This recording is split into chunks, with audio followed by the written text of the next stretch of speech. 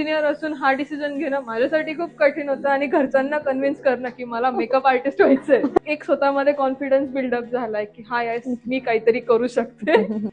की आप मुझे यूं मिले हो जैसे बंजारे को घर. मॅम म्हणतात की कुठेच पण आलं नाही पाहिजे, जे आहे ते सगळं आपल्याला. माझं मूल छोटं आहे किंवा मी इतक्या दूर राहते किंवा मी हे करू शकत नाही, हा पण जर तर आलंच नाही पाहिजे. वाटलं की हे जे शिकवत आहे मॅमने हे काहीच सोडलं नाही, हे सगळं नॉलेज दिलंय.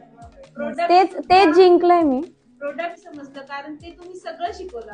प्रोडक्ट ते म्हणजे यूज करत होते.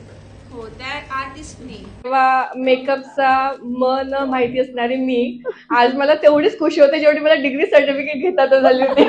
लिटरली तुमचं डेडिकेशन, तुमचं आम्हाला सपोर्ट सगळ्या बाबतीमध्ये साठी थँक्यू सो मच. माझं एक ड्रीम होतं मी तुमच्याकडे क्लास करावा.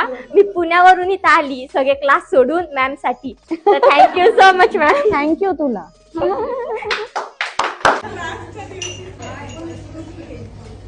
तुम्ही माझी खूप काळजी घेता प्रेमाने.